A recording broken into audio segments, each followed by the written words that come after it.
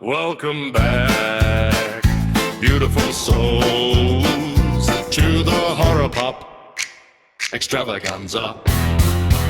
What is up, all you beautiful souls out there in the world, man? Welcome back to the Horror Pop Manor.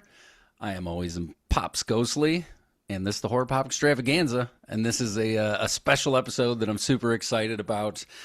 We've done quite a few now, you know, the interview side of things, which honestly I'm coming to love so much as a part of this show because it affords, you know, not only myself, who's such kind of not only a horror nerd, but kind of a cinema nerd, pop culture, I guess, in a lot of ways, to get a little bit of that behind the scenes and stuff, and then also connect with people, you know, who are connected to the culture, the industry, and that stuff, and meet some cool cats along the way. And so I'm not going to spend too much time outside of that. I'm going to introduce our guest today, Shon Wheeler, who project manager, correct? Is that your title? Okay, so Shon is I have a bunch of jobs there. Yeah. all the different hats. You just get to kind of change them out and go with it. So, but Yep. Shon, I met when I was at Astronomicon 9 in Ypsilanti this past maybe a month or so ago. And Shon is with TerrorVision. Now, is it TerrorVision and is Graveface the company and then TerrorVision, or TerrorVision and Graveface? Like, what is the kind of split there?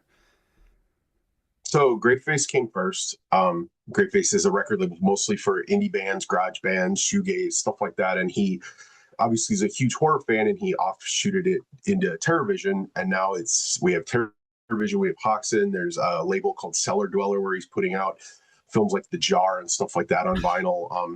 And then we also do the Blu-rays, the home video, stuff like that, along with the vinyl cassettes, CDs.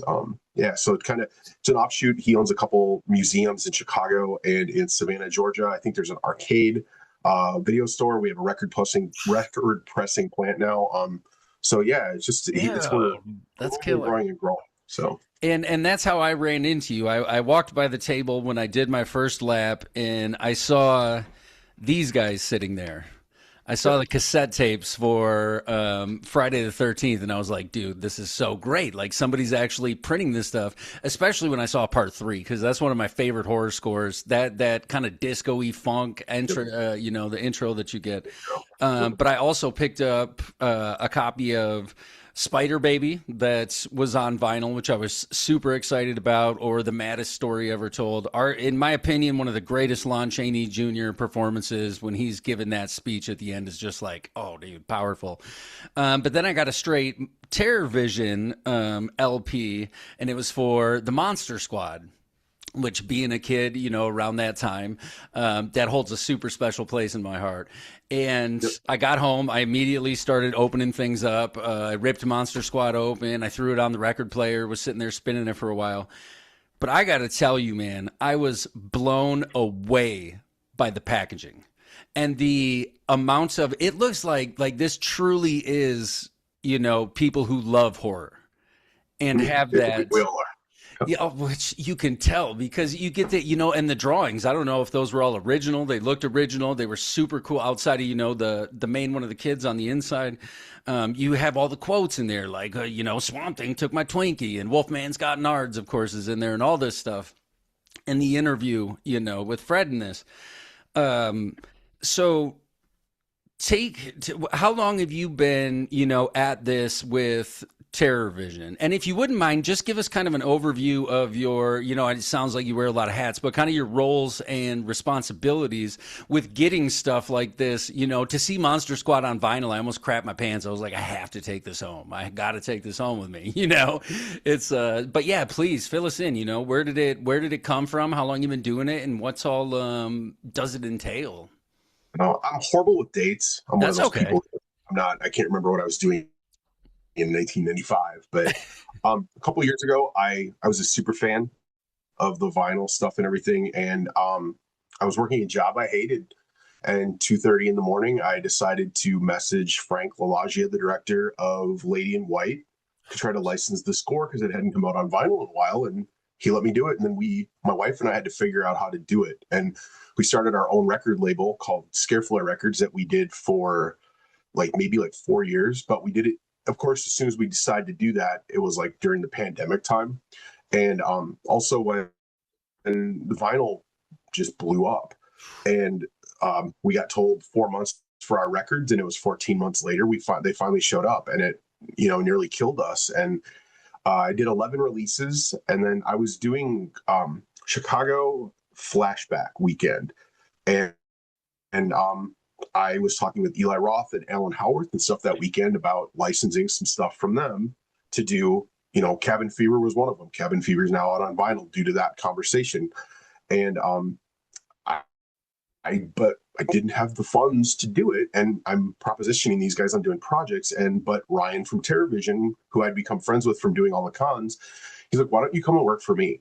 And you can do exactly what you're doing." And I'm like, "Well, I've never been to school for this stuff. Don't you need to, like, my degree is like in something completely different." He's like, "No, you just ran a label for how long on your own and put out some killer releases and had to teach yourself how to do all of it. Come and do all that here." And between the two of us, and that was 2 years ago, almost 2 years ago, coming up here in October. And I worked there for a bit as a 1099 employee, and I got brought on as a full-timer here probably about 8 months ago, I think 7-8 months ago, and just been kind of going at it. So I work from home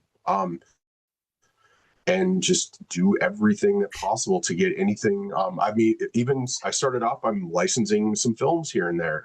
The Thanksgiving VHS that we did was something I did, and there's some other stuff coming out that hasn't been announced or anything yet that I worked on. That I go through the licensing part of it, like sitting and having the meetings and doing the contracts and all that, and then manage the project through on most of the vinyl stuff. There's a few of them that were like before my time that I don't even touch, nothing. But now with the pressing plant, I try to do as much as I can up to the point. And the cassettes, there's a bunch of stuff that comes out on cassette because we can't get the vinyl rights, but we can get the cassette rights. Gotcha. So that's what that is. Okay. Yeah, because you guys had some cool stuff. I want to say like Ghoulies or something was on cassette, and like Sleepaway Camp, or there were some other bangers that I saw. I was like, oh, if I would have had the money, I would have bought every single cassette you had sitting right there. I would have bought the whole lot, dude. Yeah, I got my big collection of them, the stuff I've worked on, like right here. You can't see it, but like, yeah, there's so much stuff that we, because everything's got different rights for it. So when you license something, you could end up getting the vinyl, the CD, the streaming, or the cassette. And so like you'll see like 3 labels will put out the same thing, but it's all on different formats. God. So if things are available, we'll try to, pick up whatever we can, because, that's why Waxwork has done all the Friday the 13th, and we did the cassettes. And then there's another label doing the CDs. Right. Okay. So how many vinyls do you guys have pressed? Do you know, like, rough number, how many you have in the catalog so far that you've done since you? Oh, no. Since I've been here, we've only released, because he had backlogged a bunch because he knew he was going to be buying the pressing plant. So gotcha. Why for the vinyl when you can wait a couple a year or two and make sense? Yeah, because we control it. Then we get to make our own rules. If you go through a pressing plant, anybody that presses vinyl will tell you you're at the mercy of them. And that's what happened with mine, where I told you I had 7 releases at one plant that waited up to 14 months to get back because Adele dropped a record and paid them $100,000 to put her record before everybody else's, which they pressed for 3 months, almost solid. Right. And now it's sitting in the bargain bin, and yeah, so it's just, you're at the mercy of everybody else. And if they decide they're not going to press it, or they're out of pellets, or whatever's going on, you get bumped to another spot, and another spot, another spot. Gotcha. Waiting for 500 records to come in because Halsey is going to pay them an extra $250 per unit to press 100,000 records. And that's how they stay in business, right? And that's how they that's how they ended up going out of business, because the place that I had all that done, they lost it because I see what you're saying. Yeah, they ended up going out of business because of that. They ended up getting sold to somebody else because word got around. I mean, all of us were using it. At one point, I know that TerrorVision, Waxwork, and myself were all using the same pressing plant. That pressing plant's it's owned by somebody else, completely different name, everything now, because they ended up going out of business for pulling business practices like that. That's why Metallica bought their own pressing plant. Right. And you even see people like my hometown hero, Jack White, dude. I love Jack White in so many different ways. Yes. But him having, third mans where he can just put his stuff out, do his thing, little exclusives. And, even with the Monster Squad vinyl that you guys did, like the actual vinyl is gorgeous. Gorgeous, and it's beautiful. And I can't wait to see what you're going to do, with your own plant. Now, I'm sure it's going to, let's try funky color, make bloody things and all these different. We are. Yeah, that's Yep. awesome, We man. just dropped the movie The Pit. I think it's from like 1981, Dude, I something love the like pit. that. And It's then we like a did childhood burned in core memory. The yeah, pit is. Yeah. yeah. We did that one, and then we just dropped The Wraith, and we'll do. They're called bespoke editions, where I mean, it literally looks like stained glass all over the place. And he'll do limited numbers of them, like 50, and they cost a little bit more, but each one of them is handmade. Like you've got to literally put it together like a puzzle to be able to press it. And they're getting to be like really sought after. When we put them up, they sell out normally the first day, and then Dude, we'll do like 3 or 4 different. Instead of doing 500 of one color, we'll do 100, 100, 100, 100, or sweet. around that of a color. Yeah. So And that's amazing. So, I'm going to keep talking about this Monster Squad a little bit just because you don't understand. And then I got in a shouting match. I shouldn't say a shouting match, a friendly yelling, quoting the movie with the wrestler Crisscross while I was waiting for the bus to take me back to my car. Because he's like, Monster Squad. I'm Killer like, hell Cross. yeah. Or Killer Cross. I'm sorry. Yeah, Crisscross. Jump, jump. No, Oh my but Killer Cross, he saw the vinyl and I'm holding it and he starts quoting Dracula like, I'm gonna kill your son. And I start doing the rah, and we have this amazing moment. But so can you walk me through, like and I guess start with, how do you pick them? Where, maybe where does that come from? And then in the example, to use Monster Squad for an example, what was that like getting the license? Who do you even reach out to? What is, if you don't mind, man, I would love to know the whole, like the process. Well, basically, like Ryan and myself and any other people that work on any of this soundtrack stuff, it's a complicated mess sometimes because sometimes the composers own it, sometimes a record label bought the rights to it back in the day. Studios own it, like Paramount owns Monster Squad, so you have to email Paramount, which we did the VHS for Monster Squad as well. So So good. we had an opportunity to do it. I think we did it on cassette as well. But there was Ryan, while he was talking with somebody, found out that there was another whole record missing from the original pressing of it because it had been put out once by Mondo like 10, 15 years ago, but it was missing a whole record of material. So Oh, we just did okay. the same thing with My Bloody Valentine. So My Bloody Valentine's been out for 10 years, but it was only a 2 record set. There's another whole record missing from that, so including some very important cues. So we put out everything with all the songs. There's 2 versions of it, of the Ballad of Harry Warden on there. It's in a box set. There's 4 sets of liner notes. Dude, and that's So like I'm we telling just you guys, like, if I could stop for one yeah, second, just every one of you beautiful souls listening to this right now, dude, go check out the TerrorVision website and I've posted my Monster Squad all over. I might post some of the tapes, but the package, like the love, dude, even the cassette tape, the fact that it was red and white, the colors of the mask. It was just yeah. brilliant, man. So please continue. I'm sorry. I was just so badass. Like we'll take a look at what is available. Like we just one of the more popular releases that we just did was In the Mouth of Madness, the John Carpenter and Jim Lang score, Amazing and movie. it amazing score. Oh, And it dude, for had sure. never been out. And John Carpenter's probably the most prolific composer other than Trent Reznor of my lifetime for horror, for any that type of film. Right. And it just had never been out. And that one is really important because it was the first one where he incorporated like rock music into it, which now that's like it's a staple of his stuff. Right. And we just reached out to John, who owns it, and you end up going that route through it. We have Body Bags coming as well, so we Dude, I licensed both of love those. I body mean, bags. I Body love Bags has body been bags. announced. Yeah, Yeah.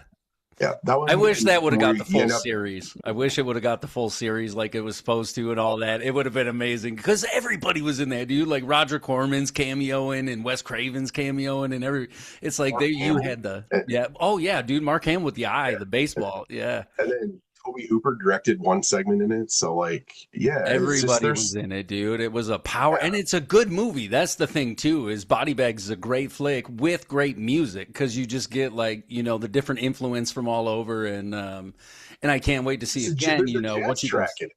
Oh, dude, it's got Yeah, everything. Yeah, there's a little yeah, bit like of there's everything. a John Carpenter jazz track right in the middle of it, and it's like, what the, and Right. it's something that I tried licensing when I was in Scareflare, but at the time he didn't know if he owned it or not. Now we were able to license it, and it's coming up. So Dude, we do so cool. it's called the Unhappy Campers Club, where you can subscribe, and then you just get 6 records. You'll get them sent to you with an extra item and stuff. So we'll announce 6. You'll know what you're getting, and then you also can opt in on anything else we release through the label. And that was one of them. And then we did the Pit. We have Terror Train Oh, dude, coming the up, Jamie Lee and then Curtis joint. Bordello of Blood. Yeah. Oh, Bordello of Blood. Yep. That was long lost. That was one of the first things I went after when I started working here. Because the score is amazing. And he Yeah. didn't, I cold called the composer, and like we ended up finding tapes and everything. It's kind of it took a little bit, but Sure. it's coming. It's going to be soon here. And then we just dropped The Wraith. I didn't really work on that one. It's one that's been sitting around for a bit that we've, a title we've had, but we finally got Didn't a want chance to to do the drop it. pressing So because of all that stuff, and yeah, totally. yeah, And like making sure that we have you're a on the. backlog. I think there's. I looked the other day between vinyl and cassette. I think there's like 30 things that we have just kind of sitting that we're waiting to work on in different formats that I know of. And there's probably stuff that Right. Ryan had before that I don't even know of. So Because yeah, you guys have the Blu-ray arm, the VHS arm, the cassette arm, all the different medias. And I think you mentioned it earlier, and I read an article sometime recently that said vinyl adjusted for inflation, I think has hit $1 billion for the first time since the 70s or something like that.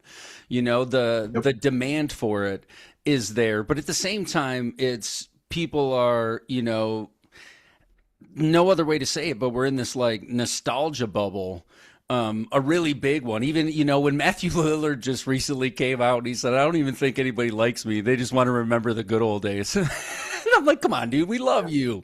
We love you, dude." However, I also feel like myself. Maybe I'm only speaking for myself, but in the world of everything, being digital, to have something tangible is kind of coming back in a way, and the collecting side of things, you number things and stuff like that.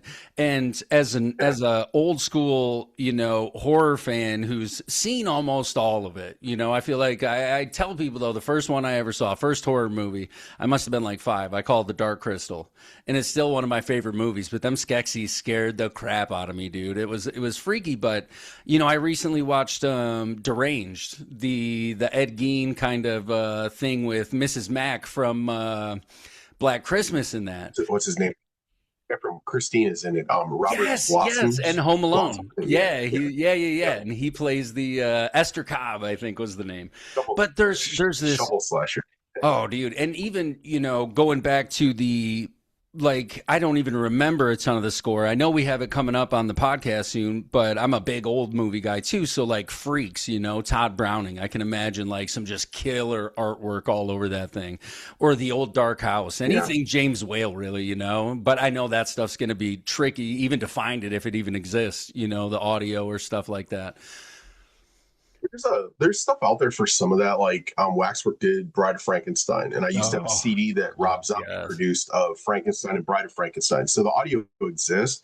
The problem is if you look at like some of the Waxwork releases, I don't think the tapes exist, so they're pulling from the soundtrack of the movie, and it ends up you get a little bit of audio. Like your Spider Baby, I think may have that because that's from that line that you bought. Yeah, and it does have especially which I thought was awesome. There's a couple isolated tracks at the end of Lon Chaney Jr. when he speaks over the intro music.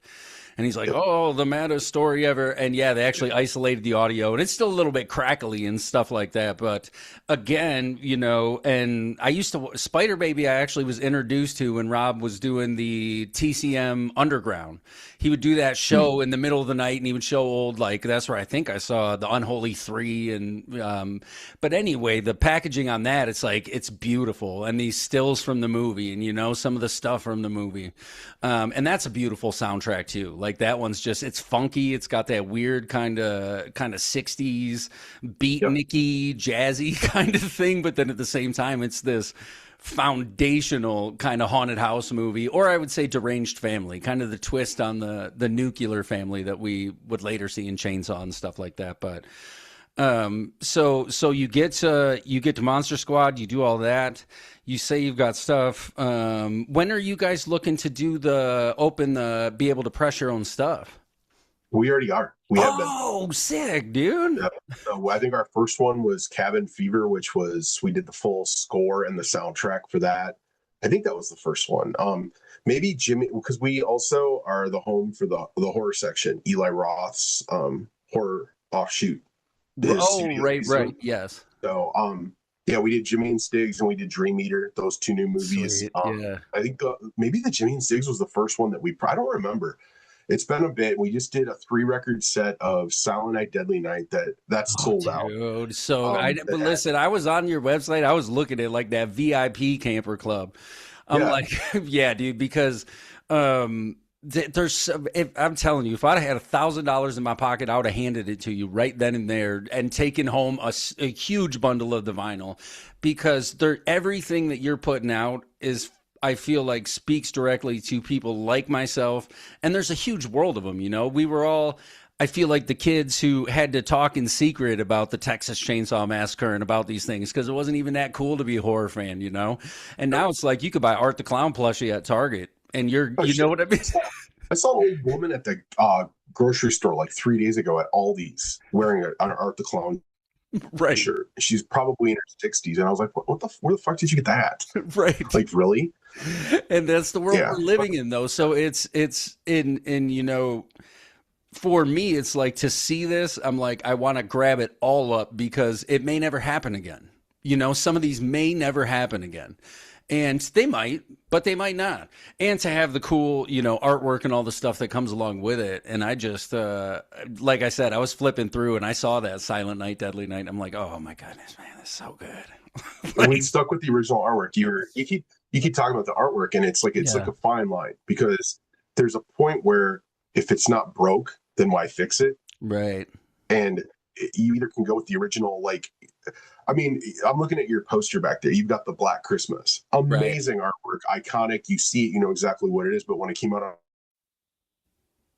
on vinyl, they did all new artwork for it. Right. And there's a part of me that misses that, but there's also a part of me that, like, I understand and I love the new artwork stuff that everybody's doing for it.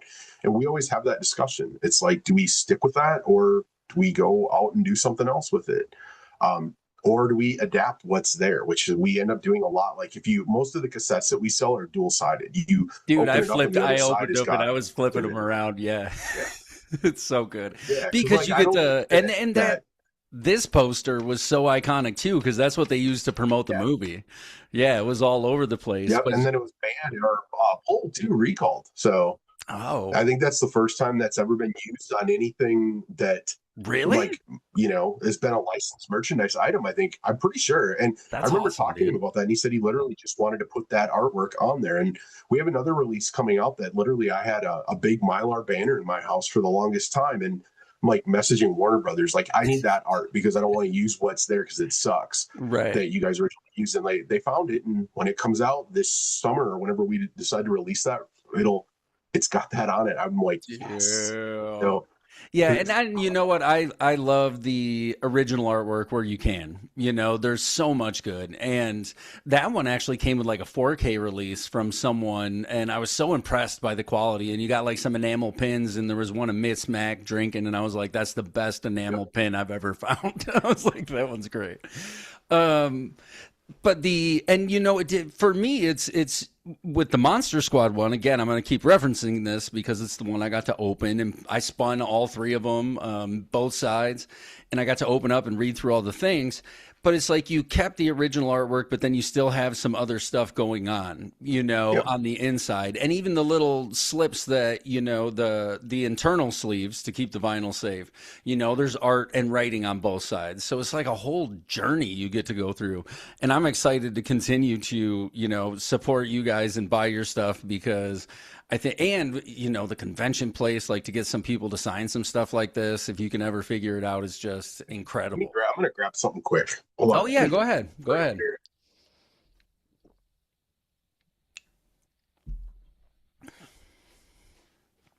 Well, so you were talking about like how there's different art and stuff on the inside. Sometimes they won't let you do that. Like Okay. you just are stuck. We did the Conjuring. We just did the Conjuring last rites, and Yeah. it had to be what they sent us. We just had to adapt what they sent us. And most of these movies, like what they'll do is they have like a little kit of approved images that they'll send you, and like that's why when you turn over certain movies, it's always the same images on the back of every release. Gotcha. And we'll do stuff outside of it, but sometimes you got to be a little careful about it. So we just did Sinister for Record Store Day, Oh, which here's the cover. And as you can see, it's a little controversial. So just a little bit. I mean, you got a family of four being hung from a tree on the front cover. Right. And what he did, we did a 12 by 12 inch by 12 inch different version that looked like, that covered this up so that when you got it in the store, this isn't what's glaring out there. But yes, we just had to be careful about it. It's just, Yeah, sure.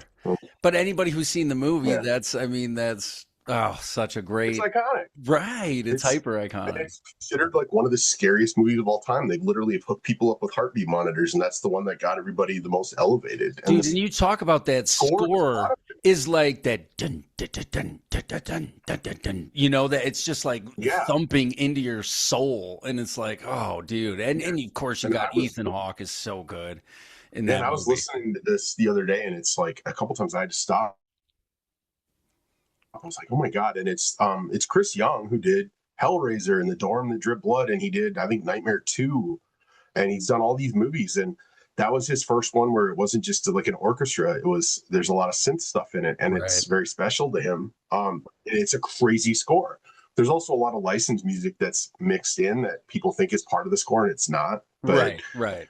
It's the first time that had ever been out. That was one of the first ones that like we went after when I came on. Was one of the big ones. So, and it's sold out. So, I'm sure, dude. Especially, this is the first year that I have not been able to sit outside for Record Store Day. I'm usually, one of them people who's outside waiting in line and stuff in the morning. Yeah. Life happens and plans have to change, but yeah. I went. It was last year. I went for the Wu-Tang release. And that was cool because like every one of the 5,000 had unique artwork on it. So every like different colors, different things. Yeah, like every single one was different. They were all numbered, hand numbered from 1 to whatever, $5,000 or something like that. But I'm a big Wu-Tang fan, and I was like, I want to check this out. And it was beautiful. I mean, it's a beautiful record. So if I can ask, what's the dream project? Do you have anything that you're like, oh, I would love to be able to capture this? Or, give me a couple, dude. Give me a couple. If you would have told me that 5 years ago while I was sitting on my forklift at work and I'm mad at my boss, I would be sitting down to write liner notes and work on a John Carpenter project, I would have told you bullshit. Well, I saw Christine up there, and that's one of my favorite scores ever. Like I'm just like you. I think if Carpenter had never touched a camera, he would have been one of the greatest composers to ever touch horror cinema, hands down. All based on minimalism and repetition. Right. It's just, I mean, that heartbeat, you hear that and you know that it's everything. And I think his best score is Halloween 3. Like just beginning to end, it's unbelievable. It's him and Howard together, but I mean, I it's just like a lot of amazing. I think Alan's stuff though. Is sweet, you know. You look at a lot of the stuff that they connected on, but you're right. It had that to go along with the movie. This kind of new techno fear that the society had at the time. You get these like crazy synth overlapping noises and stuff like that.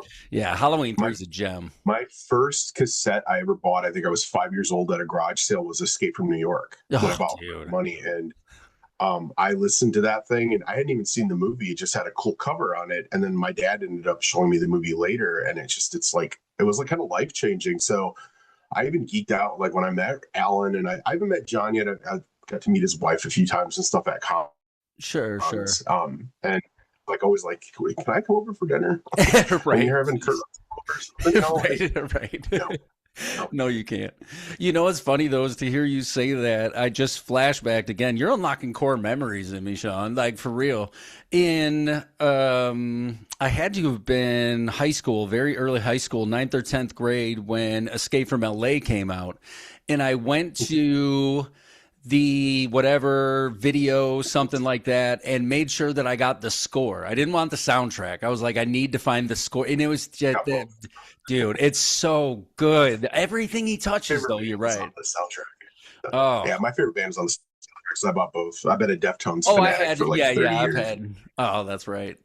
That's Yeah. badass. No, that was a good, that was back in the days of good soundtracks, man. Like The Crow Yeah, is they were still good. one of my favorites. The Crow The is Crows. just, yeah, Judgment Night is another one that I've so good. listened to 1,000 times. Yeah, there's a bunch of those. And I think back to your question, the other one that I just recently got to work on that like I cannot believe that I got to do was the My Bloody Valentine, because I wrote liner notes Right, for that man. as well, along with Oh, Mahalka, Paul Zaza, and Peter Koper. We kind of advertised it. dude, We what? advertised it as like, you know, the director, the composer, the miner, and the fan. And I was the fan, Right. and like I got a copy of that. I'm like sitting here listening. I'm like, I can't believe this. And I got to work on a Tarantino release. I'm a huge Tarantino fanatic. Like this whole wall is Tarantino. I've got a kid named Quentin. Nice, But I got to nice. work on something that has his name on it. And Which even if it's was? just, we haven't announced it yet. So I don't know Oh, when okay. when Yeah, when cool, you dude. posting this. This one will be actually this one will probably drop tomorrow. Now Okay. that I'm thinking Yeah, about I it. So can't yeah, think about it yet. But hold it. we But get to cool. work on it's coming here in the next month. So I just don't know when we'll put it up for sale. But Gotcha.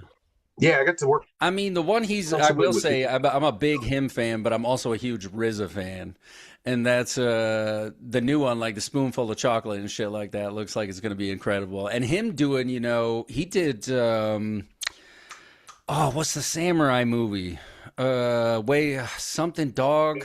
Iron Fist, No, no, no. Early with Ghost Dog, Iron Ghost Lung. Dog, Way of the Samurai, Oh, Ghost Dog. and that was RZA's I've seen first, yeah, first score. And oh, if you can, I would go back and check it out. That one's a cool one.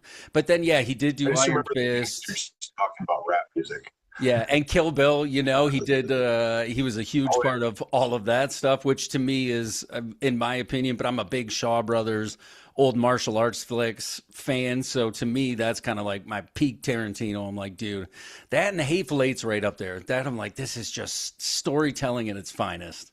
Yeah, I seen it up yeah. there. Cuz I'm a big Yeah, but I was a Kurosawa co-host fan. on the Oh, go I ahead. was a co-host on the Church. I was a co-host on the Church of Tarantino podcast for a few years, where we did just every month we would cover a project that he has teased and then I gotcha. Yeah. never did. But we go through, we cast it, we talk about it. What is it going to look like? How would it affect? Like, and he started listening to the podcast because of that. And the main guy got flown out and got to interview him and stuff. There was that interview like a year ago where it was all the new stuff that was from the Yeah. podcast that we were on. So Dude. crazy thing to even know that he knows, like, you know. And Right. then I was Right. talking with Eli Roth, and he's like, "Oh, yeah, he knows who you are." Like, I'm like, "Oh, wow, it was amazing." I Yeah, like that. That was almost so a Chris Walken, like, wow. It's like you really, yeah. he Oh, knows who okay. you are from the So podcast, but because I sent him a that's record that we awesome. did, The Sender, and it's one of Tarantino's favorite. And Eli delivered it, and Eli was like, "Oh shit, he had the package up before I even barely got in the door." I'm Oh, like, dude, and that's what I love that he's still, you know, a fan and stuff like that. To be such a fan "Oh, I of love that things. about him." Right. Every movie you watch of his, you end up like you hear about, like, people like me. We start breaking it down. This is this, this, and this, and You Right. end up going and watching Lady Snowblood and Gone in 60 Seconds and all these Morricone score stuff that he puts in where you end up going and seeing the movie. You end up like learning and loving more about cinema from watching Right. his I movies. have a good friend. He's out in Arizona. He does a podcast called Making Tarantino, and they just go I through and mean, I was discuss. just on there. I Oh, was just on it. I'm on with My Bloody Phil? Valentine episode. Yeah. With Phil?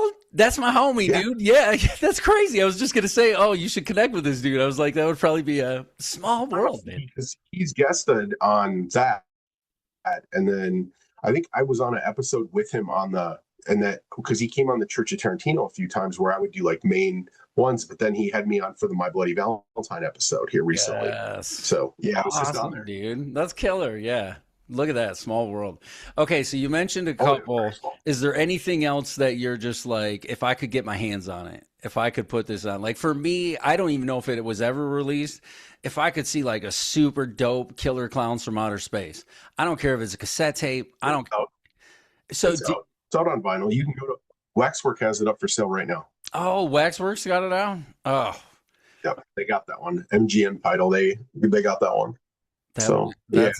that's a great one. So, what about anything else you can think of that would just be, this is the one? Uh, I wish I could get to work on a Chainsaw Massacre project, Texas Chainsaw Massacre. I did the Shocking Truth, and we've tried and we're working on some stuff. We'll see what happens with it. I would love to work on Halloween 3. That would be another one. Yes. I've really been getting into like the Italian stuff a little bit, where I've always been a Morricone fan and a spaghetti Western fan. Like I would love to do like The Great Silence or something would be a cool one too.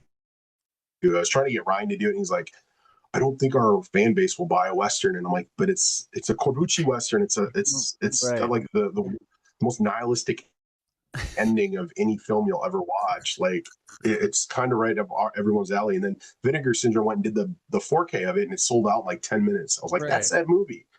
So People are yeah, hungry there's for that stuff, man. And I love there's the a few idea of some of the Italian stuff, some deeper Fulci cuts or Argento, some of those I'm guys. originally from Minnesota, and you couldn't just go and get Tenebrae Right. or Bird of the Crystal Plumage. Suspiria, My Hollywood there's so Video many. didn't have that. Right. Yeah, and like so we didn't have that stuff, and I didn't see it until later on in life. And like now it's like I just saw Phenomena the other night for the first time ever. I've just never Yeah. watched it, and I got the new Arrow 4K of it, and it was just I'm watching all the slashers from the 80s. Like I'm watching, I think there's 250 plus, and I'm in the middle of watching all of them for a project right that I'm working on personally. And it like there's just so much stuff in there that I've missed over the years. Some of the movies that I've never seen. Trick or Treat, the Oh, like original. the old one with the guitar guy or the rock star? Yeah, That's a sweet movie. I just dude. watched like Unmasked Part 25 last night. That was another one. I'd never seen it. I'm in there laughing my ass off at it. And and then as soon as I'm done, I loved that. And then as soon as I'm done, I watched Psycho Cop, which I was like, this is the worst fucking movie I've ever seen in my whole life. This is why in 1989, when it came out, horror movies just went away for a bit because they had because of movies like that. They had to. Because even, I mean, you talk about 89, even the big ones, like we got Manhattan, we got Halloween 5, which is, that's a tough, and I'm a Michael Myers guy, you know what I mean? And Nightmare 5, yep, Freddy's having babies and all this stuff. But that, oh man, some of those, especially Halloween 3, that is such a gem of a score that would be. So, can you, where do people follow along and do all that stuff? As far as like, if they, want to buy the records and stuff like that. Like I met you at a convention. Is that pretty common to see you guys out in a certain geographical area? I mean, hell, I'll be in Columbus, Ohio this weekend with TerrorVision stuff. And then I also wholesale records and have a whole table of records. So I'll be there. And then I think my next one is is Texas Frightmare in Dallas coming up here at the end of the month. And then I have I have like 10 cons this year yet that's just through the fall. And then you can go to terrorvision.com. There's a hyphen between Terror and Vision. Exclusive color vinyl. Like there's all kinds of stuff on there. It's like awesome. and we do Blu-rays too, and UHDs. Like I just watched one of our releases. We did Nail Gun Massacre, and I'd never seen it, and watched that. And I don't know if you've seen it, but it's I actually haven't. like No, way I haven't seen it. like this Right. crazy Texas slasher with somebody that decides that they're going to go around and kill people with a nail gun, and the whole you can see like the nails are moving and stuff when the cops are like hitting them and stuff. And like my favorite part was that the guy's standing in the shed with the nail gun and he's getting ready, and they walk in and they're like looking and they don't see it. They're like, there's nobody in here, and all of a sudden he jumps out and starts shooting them. I was like, how did you not hiding in a pool and shit? And it's just yeah. Dude, So it's all the 80s were such a crazy time for some, you know, hearing you say that, it sounds, I don't know when this one came out, but the 85. idea of, okay, but even the idea of this, just throw it in there, dude. Like the video store was a real thing. You know what I Yeah. mean? It was a real institution, which I sometimes mourn in a way that's odd because I'm like, this thing kind of was born and died before my eyes. You know, Yeah. like it really kind of did, but straight to video was so cheap. You could, you know what I mean? And then it got people moving on like, let's make lower budget movies. And you have some stuff like that, or like Street Trash, you know, that's just like Microwave Massacre, chopping. Well, I guess those were a little bit higher, but yeah, Oh, dude. I watched that and oh my god, is that horrible? And I just watched one from like 81 called Cardiac Arrest. And if I could give it lower than 0, because it's like Oof. the artwork, the name, everything is like go Google it if no one's heard about it. Go Google Cardiac Okay. Arrest. It looks amazing. You watch it, it's a police procedural with like one thing that makes it a slasher movie, and it's terrible. It's absolutely Cardiac awful. Arrest. Like yes, it's terrible. And it's on all of those slasher lists if you go down it Cardiac Arrest. And it's like a made for TV movie that was just terrible. And I was Almost makes it. I can't believe I spent $8 on this DVD. Like I feel like they owe me money. Right, like you owe me my time and my money back. All right, so It's check something out. it's I just somebody, go ahead. somebody at Vision saying to go get it. Like let's go license this and put it out because somebody's going to want to see this. You know, just for Right. completionists because Right. you know because we're based 100% off nostalgia. We're hoping that you walk up to the table and see Friday the 13th on cassette and are like, oh my god. But I don't think half our customers open them anymore. I think they just sit on shelves. And that's where I'm getting. So I was a comic book collector for a long time. And when I sold my collection off, I had to pull a kind of a Kevin Smith, I guess. He's one of my cinematic heroes. But I was like, you know, I was leaving a corporate job, making a big, you know, paycheck, a really nice paycheck. And it was eating my soul away to the point of I couldn't be there. And I ended up selling off all my comic books like that. And I had probably 2 short boxes full of slabbed, graded, you know, Golden Age, Silver Age, first appearances, this and that. And once I sold off the majority of all of my stuff that was kind of like sealed up and everything like that, I said, never again. I'm not keeping anything sealed up. I'm going to open it. I'm going to play it. I'm going to listen to it. I'm going to do all that. But you are right. People, you know, they collect them and they prospect. But that's cool too. If that's your jam, you know, do your thing and make it happen. I'm just glad it exists so that I can put it in this tiny little tape player I got over here and listen to Friday the 13th. When my youngest daughter, who is 7 now, when she was about 3, she would come with me to drop my son off at school. And she would say, play Jason. Play Jason. I've heard these scores so many times. Play Mikey, play Leatherface, play Ghostface. And I loved that because I've always just been such a fan of it, you know, and I guess that's a good segue. I don't want to take too much more of your time, but I am a little bit more interested. If you could, you know, we do this segment called Pause for the Living. And this week, the pause is going to be like just for you, dude. Like I want to pause and literally just learn a little bit more about you because after talking to you and all this stuff, I genuinely am grateful that there are people like you in the world who are doing stuff like this. Like it truly, to me, you know, it matters because and it's not just a nostalgia thing. You know, I look at some of these guys, like you said, like Carpenter, like Manfredi and all everybody else, and they're writing some epic pieces of music. You can just sit and throw it on, especially with the vinyl, you know, it's just got that cool sound.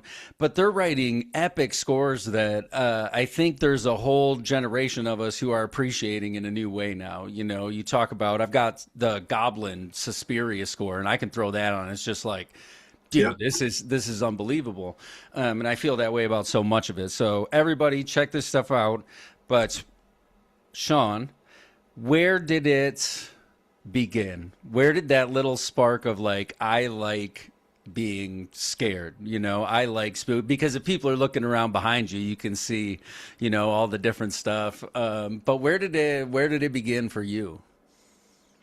Really young. There's three movies that I can point out that I specifically remember, like seeing bits in My Bloody Valentine. I remember like just channel surfing. All of a sudden, there's a girl getting put in her lingerie top through a pickaxe and just Right. That's one. American Werewolf in London. I remember the howling at the beginning. Like Yeah. that just scared the hell out of me. My uncle was watching a Betamax version of it that he'd rented, and it just. Sweet. I remember being really, really little, and the one that got me though, and I remember exactly where I was and who was in the room with it, and I was playing with Hot Wheels at a table because they couldn't find a babysitter, and all the adults were watching Halloween 3, and I remember them yelling, "Well, where's Michael Myers?" I remember one, and then I remember looking up, and something I'd never seen before on TV is a little kid's getting killed because the mask starts melting, and I'm definitely afraid of snakes. I live in Missouri right now, and like I was mowing yesterday, and I had a 4-foot snake go. I'm like, oh my god, because I just started thinking back to, like, I think that's where the fear of snakes comes from. Is I hate them, and I just remember being terrified of that, and then. I'd say like a year or two later, I got given a copy of Chainsaw Massacre by a friend, and that was life changing for me. Yeah.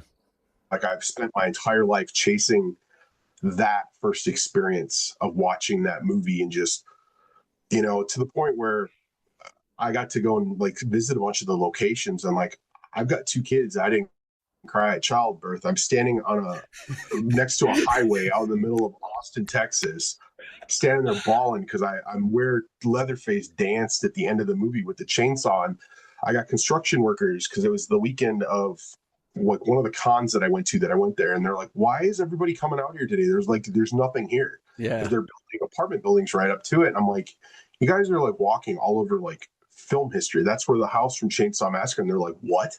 It's Right. like, yeah, it's where that was. Right where you guys are building that fucking building is where the house was. Right. And like I've been to the house. I ran into it. Like I was with my daughter, who I passed all this love of horror stuff onto, and like Yes, ran into dude. the chainsaw house so we could sit down and eat. And I'm like, I'm sitting right where Gunnar Hansen sat. Dude. I don't care what anybody says. I'll wait.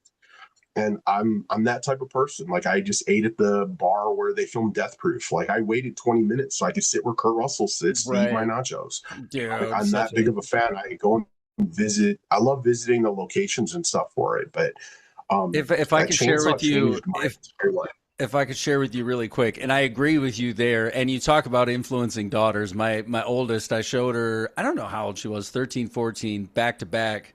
Chainsaw and The Exorcist, and I was like, which one scared you more? She's like, Chainsaw all day. And I was like, agreed. But I was in the pharmaceutical industry. Yeah. I'm in the pharmaceutical industry, and we used to bounce all over. We'd be in Jersey. Got to go to Kevin Smith's comic book shop out there, which was dope because he had the full tusk prosthetic like up on the wall, the whole skin suit. But we were in Washington for a while, D.C. We were in Washington, and I realized how close we were to the Exorcist stairs. And I like convinced somebody, I'm like, we got to go, dude. Let's get a cab. This is pre-Uber. I'm like, let's get a cab. And we get there, and those stairs are steep, like crazy steep. Yeah. And just standing there, though, like you said, you can just stand there and like breathe it in and be like, this is where this all happened, And my wife and I pilgrimage to Evans City to go to the cemetery. I'm a big Romero guy, and Night of the Living Dead in my mind is a masterpiece, and it just keeps aging better and better somehow. But we went to Evans City, found the headstones, went to the museum, did all the things. But that's if I could have seen some of the chainsaw stuff, because the gas station's a little gift shop or something now, where you can get barbecue I stayed there for the night. Dude. And stayed right where he chased her past. And I was there by myself that night too, because nobody was there. And Like I'm outside, like just I'm like this is so cool. And then so I've Dude. been there. The cemetery, you can still go there. And then I've eaten in the restaurant where the house is now. Right. Yeah. Yes, there's a couple of stuff, and like actually some of the coolest stuff I've been to is the serial killer stuff. Like I've been to the Ed Gein where the house was, In where the Plainsfield. cemetery is. Yeah. The hardware store. I've got pictures of my wife in front of where like Ted Bundy went and kidnapped a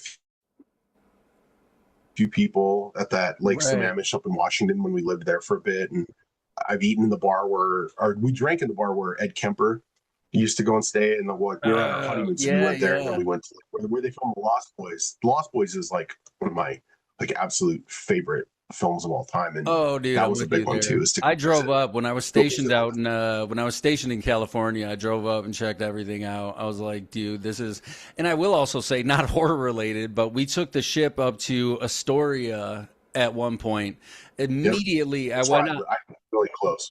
Oh, and I immediately, as soon as I went on leave, I went and got a cab and I said, drive me to all the Goonies. I said, anywhere the Goonies was. And he was like, you wouldn't believe how often I do this. I said, please. And that was like, same thing, like looking, house, rocks out in the water, all these Yeah, different elements. and that's we lived out there for 3 years. We moved from Minnesota to we were living in Kalama, Washington, which is where the high school is from Twilight.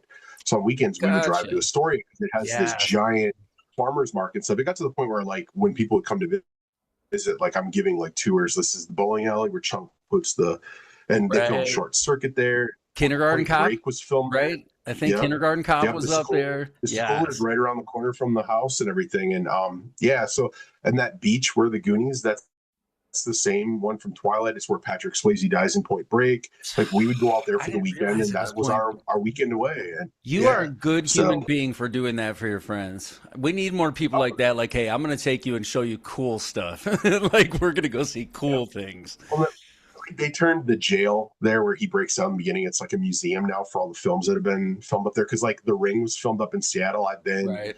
I found out who owned that, and we got to go visit there. So I've been in the barn where her little loft was, and we found the cabin. It's down in like this pasture. We went down and took photos and stuff with it, and yeah, like Sick. it's.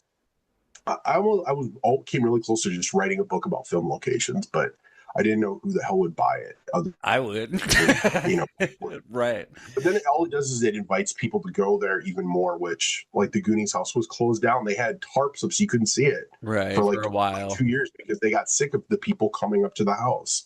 Right. And yeah, I did when I lived in Oregon go check out the Cuckoo's Nest Hospital. I've been there. Yeah. Yeah, that's cool. That was a big one for me. I'm like, dude, that you talk about a powerhouse of a movie.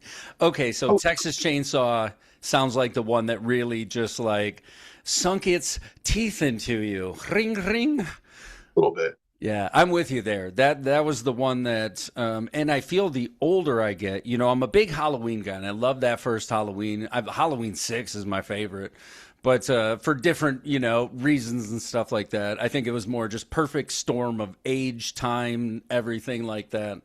And I got my first bootleg ever was Halloween the Producer's Cut that I got at a flea market on VHS when Okay. I was a kid. Dude, so good. It's, Yeah. it's so much better. Like it's so much better. I just watched the Rob Zombie one here the other night, and the first one, and Hmm. I hadn't seen it probably like 10 years, and I just like it makes me appreciate the first movie that much more. Right. Like there's we're to the point now where they over explain everything, and everything has to have an origin story and everything. And like I remember when he was just crazy for no reason, and he came from a good family.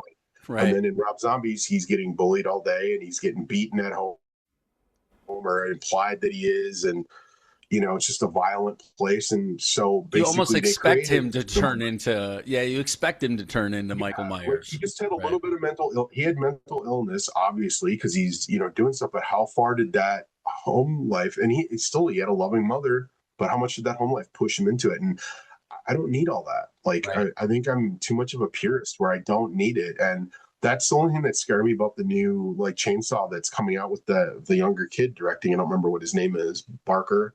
That I don't know off the like some top of of the my interviews head. and stuff he's Yeah. given. Yeah, some of the interviews and stuff he's giving, it's too much. Like It's just I don't need to know where everything that I love comes from. So Right. I don't need to know how the meal is made. It can be just, and I kind of liked that, about weapons.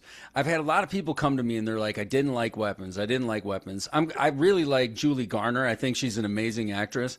I can see weapons being divisive. I'm a little bit nervous about him doing Resident Evil because that's a franchise that I love dearly. Um, but everyone's like, there wasn't a lot of reason for it. There wasn't a lot of. I'm like, sometimes you don't need it. Crazy witch shows up, things go bad. I can accept that and just kind of go on from there. I don't. yeah, I get it. Yeah, and I think there is please, we can have the discussion if you feel otherwise. But there's a certain level of almost like highbrow horror that I feel force feeds you a specific viewpoint, but treats you like you can't understand subtlety or you can't understand, almost treating the audience like you're too dumb to get it. So I got to tell you 15 times the same exact message over and over and over again. There's a couple studios that I love some of the stuff they do, some other stuff they do I'm just not as big of a fan. But sometimes you don't need all of it.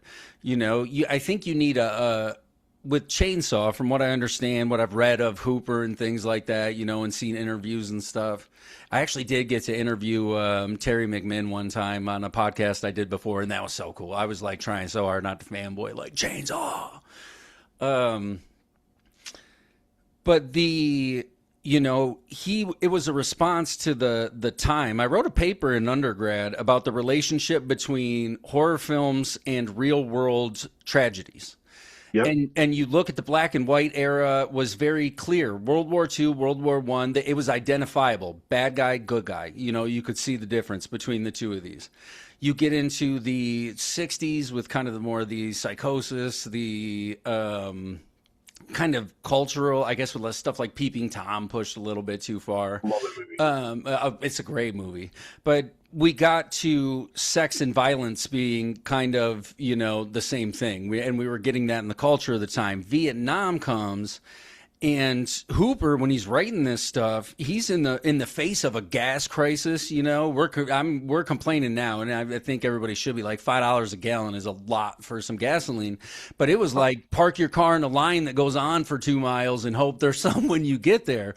That's what makes Chainsaw so powerful. Is when Drayton's out there and he's like, "Well, tanker won't be by till wherever." Da da da da da.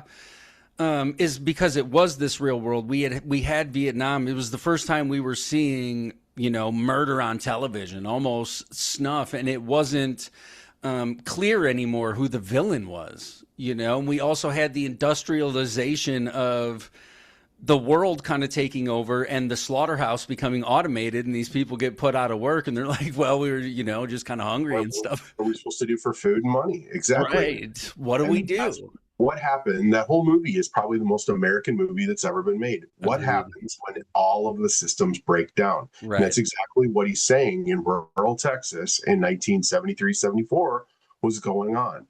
And I mean, there's a meme going around about he's just protecting his home, and it's true. Like, that's absolutely what's going on in that movie. They just keep trespassing, and he doesn't know, and he knows he's going to get in trouble if he lets any of them go. Right. So like. And he's mentally handicapped as well. Like, and that's I've always been a Leatherface apologist. I'm like, had he been in any sort of different environment, he probably would have been okay. Because you're right, it was. And I love in part 3 when he's got the speakers saying, he's like FOOD with the picture of Santa Claus, right? Do do do do. Try again. But he's kind of even you get Bill Moseley yelling at him and too, like, get that bitch, let her get her dog. To everybody's, he's a dog, he's just a tool to be used. And I don't know how, for me, I liked the Netflix one a little bit outside of maybe a lot of the more political stuff. But when he was taken care of, we're led to believe he was okay for 40 years when he had somebody who was tender to him and taking care of him.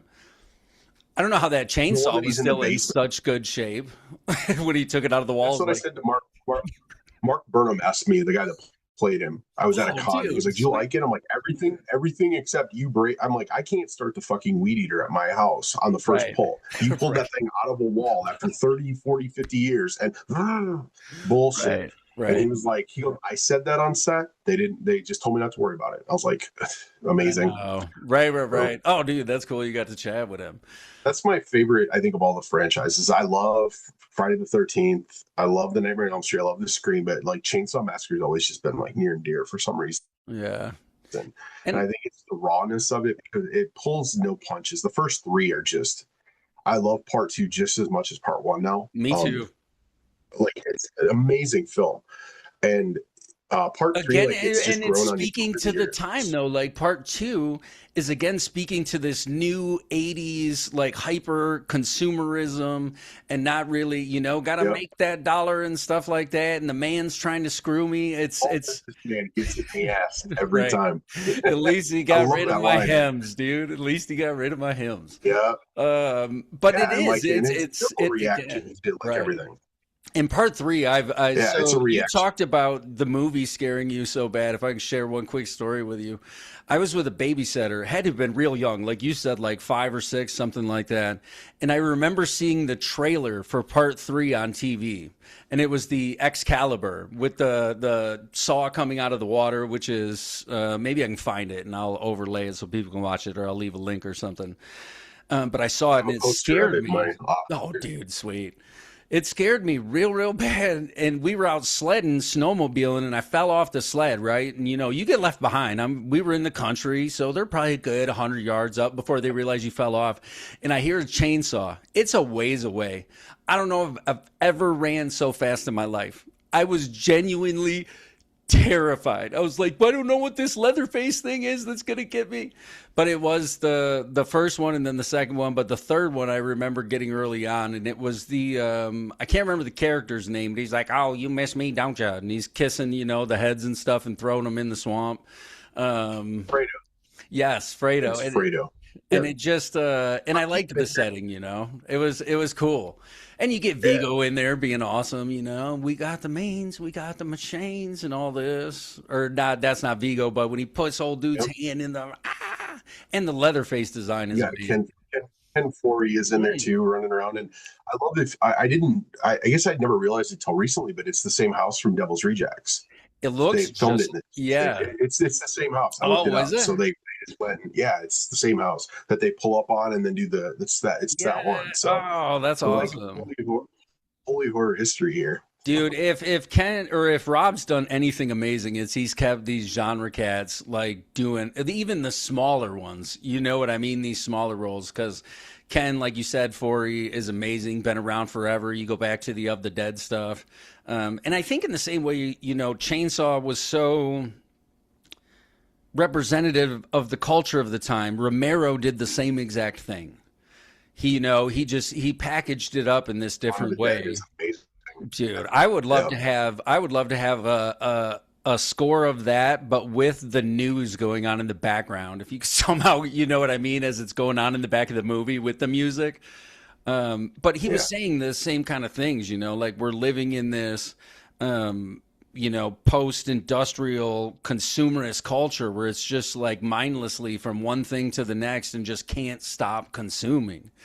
And then they didn't even know when they killed Ben, because he said Dwayne was just, the best guy for the job. There was at the time, but he said they were riding around in the car with the reels in the trunk. And he's like, we heard on the radio that Martin Luther King Jr. got shot. He's like, we knew instantly this just became even a different movie. But then you get to Dawn of the Dead and Day of the Dead. I think Land of the Dead is where, for me, it really kind of fell off a little more. You get into like the Diary and the Island of the Dead. I can't remember. Survival of the Dead, maybe. I've never connected with the Day of the Dead. Anything past Dawn, I don't like. Yeah. And it's a personal preference. I don't even like Creep Show. Like, I just have never connected with those movies, I guess, Yeah. of the Romero stuff. And the Dawn of the Dead, like, I didn't see that till I was in my 30s because it was impossible to find a copy of it. Dude. And yeah, and the thing is they don't make movies like this. We're in 50 years, we're not going to be sitting around and talking about Scream 6 and Scream 7. Right. It's well, they're not making them anymore. There's not. I don't know if it's not a lack of passion. It's just I think a lack of ideas. And where we're going as a society has always been where horror has been the scariest. And I think that right now turning on your TV is scarier than anything that you can put Right. in a movie. Right. And it's terrifying. And I don't think that the best movie I've seen in the last 6 months that was horror was Primate. And it's just because it reminded me of stuff from back then. Primate, and that's where I'm getting nostalgia from all of it. And I don't know if it was the score or just the way it's shot, because it's really hyper violent and just real, like, it's fast. And I mean, maybe that's what it was, but it reminded me of a lot of the older films. And like even the Terrifier movies, everyone's flipping out about those. I like the first one. I don't like part 2 and 3. I was a Terrifier 1 fan because it reminded me of all this stuff. I had like a deep sense of nostalgia about all the movies I loved. And then there's this big storyline going on in 2, and it was just like it disconnected me completely from it. I'm kind of with you. I remember seeing the first one. A buddy of mine was like, yo, check this movie out. And he actually got me one of like 50 original print run VHSs with a little card in. So I was like, dude, this is like this, like you said, when it opened up with that, just like Twitter entertainment. Yeah, noise and stuff like that. But the more, it's the same problem I had with the Boba Fett show. The more you understand about something, I think the less powerful it becomes. You know, because by the time you get to Terrifier 3, Art's kind of a puppet. He's, you know, under the control of this bigger demonic entity. And it's like, okay, you sit here and wait until this is done. And then even when they're in the living room and, you know, they're cutting people up and there's blood everywhere, it's like, okay, you stay over there, Art. And he even seems frustrated a few times. I don't need all of that. I liked. Oh, go ahead. Did you see the new Predator? Yes, I did. I love Predator 1, the Arnold version from '87. I love it. I love Predator 2. Danny Glover. They're slasher films. Right. Set in the jungle, one set in the sea. It's a slasher film. Right. Just using slasher mechanics to tell a sci-fi action story, both of them. It used to be, it's like Jaws. You hardly saw the shark. You don't see the predator through the whole thing, and you see it when it's important. And then the new one, he's the main fucking character. He's talking. He has subtitles. He's the center of importance. By the next movie, he's going to be getting married and having kids going to fucking college. And he has a tragic upbringing because he's the runt. You know what I mean? He has a whole hero's journey that he has to take and embark upon. They're showing too much of it. If you watch Halloween 1, you only see Michael in little glimpses and stuff. He's maybe on screen for under 4 minutes of it. Sometimes it works. Sometimes it doesn't. Like you watch the Nun movies. I went to the Nun to see the Nun. She's in the movie for 2 minutes and 12 seconds. You don't see the Nun. She's just like, oh God, she pops up there. Oh shit. And then you don't see her. Jump scare. You know, I mean, yes. And I'm over the jump scare stuff. It's just, I'm too old. You're going to throw my back out. You know, like I don't need any of that. I want something that's going to stick with me after when I'm laying in bed trying to go to sleep. And I'm like, what the hell was the end of Martyrs all about? Right. What the hell was Solo about? The movie Irreversible fucked me up for like a week after I just recommended that to a friend of mine. Because he was like, you know, he listens to the show and stuff, and he's always bringing me movies, and he really liked Funny Games. I'm like, oh, okay, you know, and that is a good movie in its own right. Like that first, you know, I kind of like both of them for their own ways, but I was like, hey, have you seen this movie? And he's like, no, never heard of it. And I was like, dude, this is one, you know, and I have, you know, and Solo got a Criterion release. I was like, okay, like, let's do it, dude. And I think, you know, Solo of all the kind of more, I don't know, Martyrs, like you said, stuck with me for a long time, but Irreversible, probably a week straight. I couldn't get it out of my head. Yeah, and I watched The Devils. That was another one that I watched and was just like, this is amazing. What amazing storytelling and everything going on screen. And you hear about these versions where they cut out this one scene and it's basically neutering and they're taking the venom out of the film by taking these scenes out because it's too extreme. And like I was talking with Warner Brothers because we're trying to license some stuff, and it's like, can we get the Devils? He's like, no, oh God, they Right. won't even entertain the idea of anybody getting. Acknowledge that it Yeah, exists. it's Yeah. like they literally think that, like the end of Christianity as we know it will happen if we release this movie out, and it's been out for how many years is it now? It's 50 years over, Right. and they're A so long afraid of time. that one scene. Yeah, and like, yeah, and I mean, eventually it's going to come out. If they can make money off it, it's just sitting there. And that's the thing is Someone will it's get got it to get to a eventually. point where, you can make, and that's, I think, part of the sad state of Paramount horror. owning them will help that. Right. Right. But I think it's part Sorry, of I had to throw the that in there, sad but state that we have right now, because there is a lot coming out and there is some stuff that I've enjoyed, but it's all, smaller indie stuff it's like, inspiring. dude, but like Frankie Frico, I really liked. I don't know if you've seen Frankie Frico. It's from the cats who did Psycho Gorman, which was also another movie that I really enjoyed. But like you said, I was excited. I've been a Scream fan my whole life, and I will commit to it. I've also been a Detroit Lions fan my whole life, so I can commit to some stuff that's just terrible to watch. But so we just did an episode about it. Just came out last week, and Lil Duke Spooky and myself both agreed that it was a miss on almost every single level. It was a miss. That And how do you, reveal at the end angered me so bad, and the fact that they have Matthew Lillard there, and right, it's wasted. The whole right, story, I could have written it better, and I've never written a screenplay in my whole life, and they ruined this massive opportunity to do something good for the fans. And it would. Can you imagine what it would have done for the next movie? right, And my daughter said, she goes, like, my daughter is a manager at a movie theater up in Wisconsin. She said, I almost cried. And it's right, like, I literally have to go to indie horror to find anything that even will right. like stick with me for more than 2 minutes.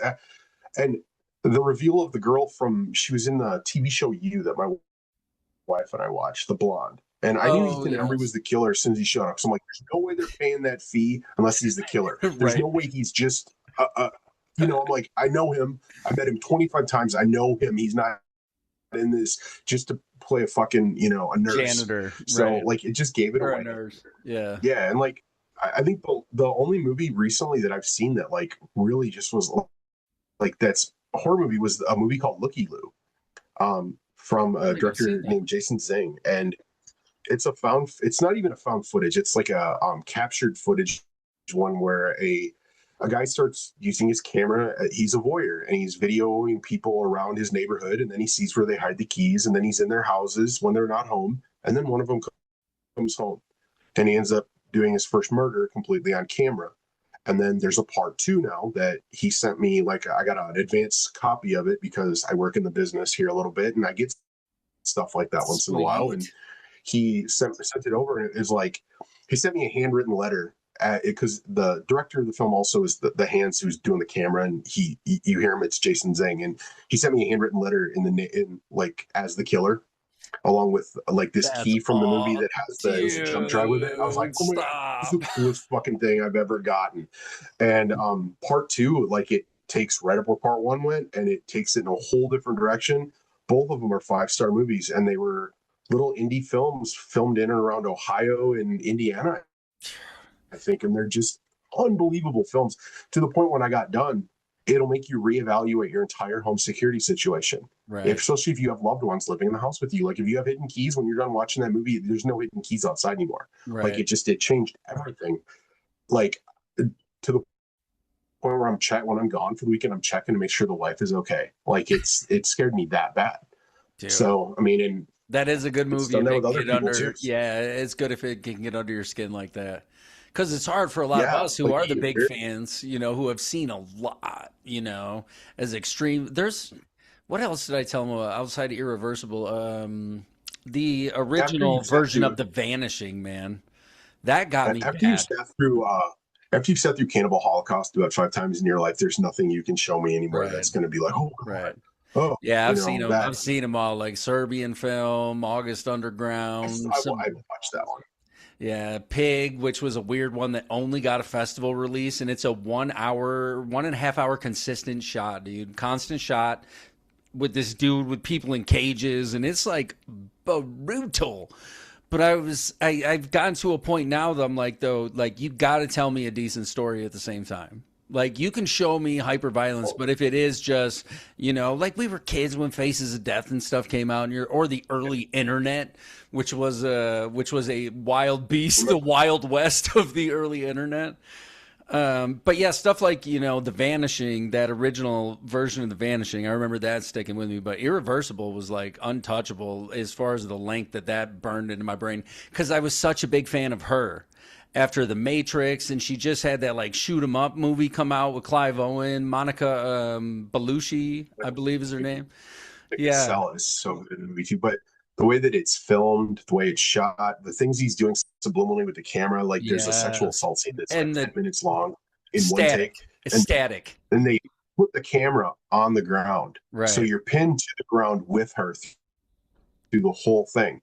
And then because the director, Gasper, now I think is how you say his Yeah, name, he said, normally when you see a sexual anything like that happen on film, it's the guy the pants don't even come off. In here, you're right, seeing the guy's penis during like right. it's like holy fuck. And And then it punches you in the face but because the he's film he's a gay also man. On top of that, it punches you so hard. It's like, in dude, this is the film is told in reverse. So like you're right. getting the ending of the movie first, and then it goes to the beginning, and then it Oh, adds another layer to it that just fucks with you afterwards. yeah, Where I was like, "Are you kidding me?" right. Because and on the Blu-ray I have you. There's a normal version of it. And you watch it that way, and it loses. Like I said, it loses all of Oh, its venom. there is a on the Blu-ray. There's one that's Yeah, in yeah, the other direct. yeah. Ah, okay, It's terrible. yeah, It's not a good movie. It turns into an exploitation movie right. is what it ends up being. Because I've And only ever but seen it that way. You yeah, know, and I don't recommend anybody watching it the other way because right, it's not worth it. It's like watching an edited version of Eyes Wide Shut. It's right, there's so I right, don't right. recommend. Yeah, like Right. If so it's gonna have the emotional punch, you have to see it the way it was. I wish we would have got that cut of or all that deleted stuff from Event Horizon though. That would because that movie stuck with me too. When I first saw that, just this, I was like, "Dad, they portrayed like this portal to hell." In one of the realest ways I feel like I've seen. And it was, they had the claustrophobia. You had all these different elements moving, but Sam Neill at the end with the no eyes and stuff, just kind of, I was like, dude. And they're like, oh yeah, we had to trim. Even with a lot of the Friday the 13th stuff, when you read up on that, you see these beautiful effects for a second and a half. But if you pause on it, you're like, yo, somebody built an awesome practical of a wound, of a head gone, of something, and they just that show that I just saw you at, Terry Kaiser was right around the corner from me. yes, Like so yes, he got coming out and he was looking at records and stuff. And I was like, I got a question for you. In part 7, I'm like, well, the biggest kill in the whole movie is you. Jason goes yes, and gets that big like limb cutter with the saw blade on it. I'm like, and everybody just hates your ass through the whole movie. We want to see you we want to see him rip your arms off and then keep going. right. And I'm like, and then it cuts away and he goes, oh shit, they filmed it. There was blood everywhere. Like he goes, that whole thing. And he goes, they cut all of it out. And so like, yeah, like Paramount was like notorious for that. That was one of the things that was special about the My Bloody Valentine release is the music existed even though the footage is lost. The footage was Oh, destroyed right on. and music is there. Yeah, So what we just put out, it's got everything in it. And like Mahalka, when I met Mahalka and talked to him, which was surreal to do, like right. even email, he sent me a happy Valentine's Day on Valentine's Day. And I was like, oh my, this is so awesome. Um, That's but awesome, dude. yeah, he was telling me, he's like, I listened to it. He says like, I almost cried. Like it was like crazy to think of what my film was. And then they cut it all up to meet the MPAA. Right. But that music survived. And that's what, when we did it, we packaged it like it's a old box that was sent out to movie theaters and drive-ins in 1981 for people that, hey, and there's even a note in there that is it's a fake note from producers saying, hey, it's a, thank you for showing our movie. Here's our thank you. And it's like a gift box with the record in it and everything. So Dude, that's awesome. yeah, and that's kind of what we did for it. So And that's his I feel like that is I don't know how long we've been talking now. But I could sit here and talk to you forever. However, in the essence of time, just so we don't run too long, Sean, I don't know how to thank you, dude.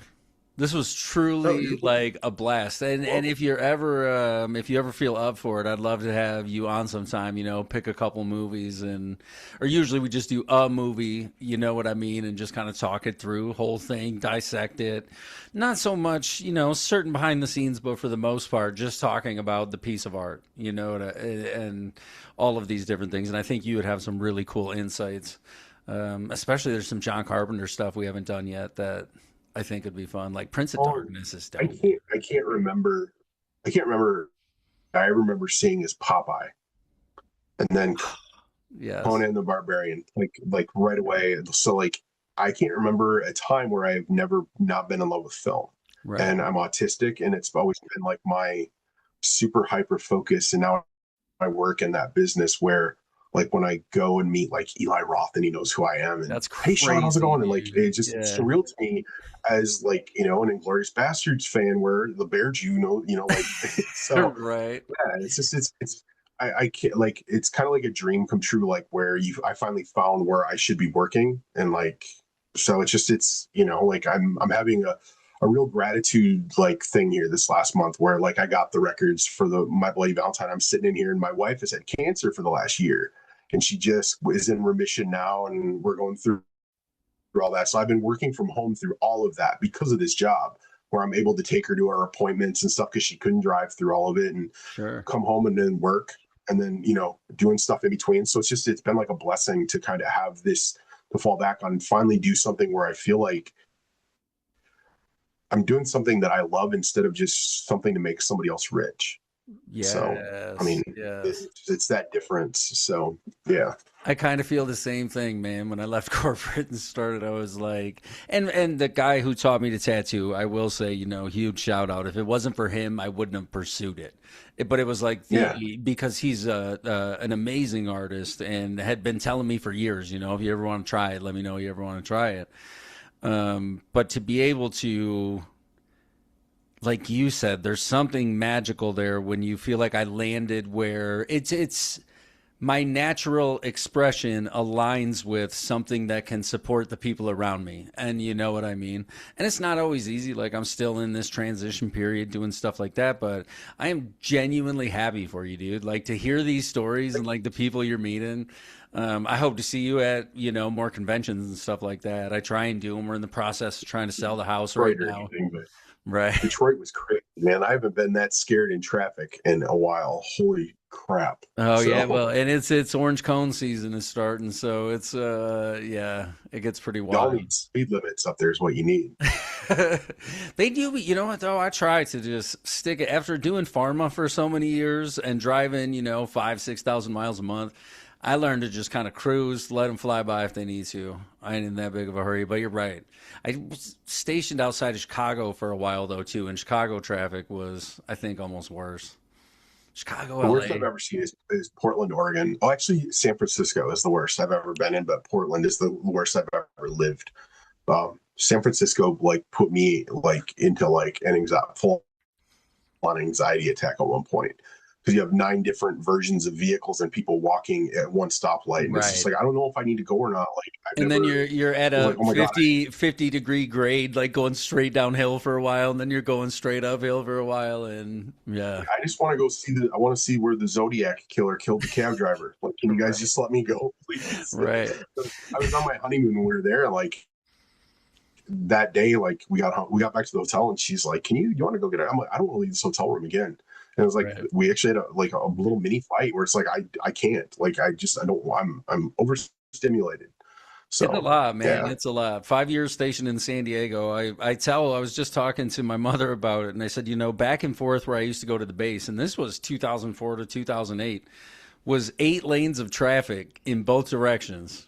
And it would be, just everybody at a standstill, and then just like, "Eep, eep," and then you had the well, motorcycles that would and go you've in got between, flying. yeah, you have a motorcycle, a scooter, a rickshaw or whatever the hell it's Yeah, called. You got that. You got pedestrians. You got somebody on rollerblades next to you, a cab. Like it just, I've never seen so many different variations of moving vehicles in one spot, and it's just like, right. like and yeah, it was crazy. So I not believe a it, good time. time. I would never live there. So Yeah. yeah. Is it doing a lot of? I did 3 deployments in South and Central America, and I tell you what, I was seeing some driving and some madness that I was just like, oh my goodness, you guys!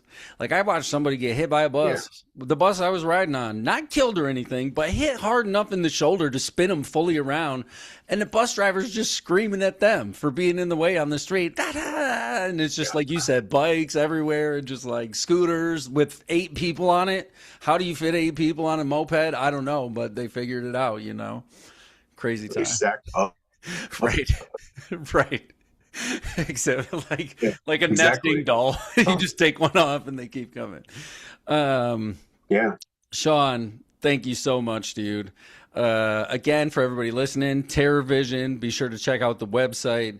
There is so much cool stuff there. I'll be sure to post some of my, especially, like I said, I already flipped around because this was the original theatrical poster, and you can turn it around, and on the other Yep. side, it's the I Wasn't it Heart the New teaser York. poster?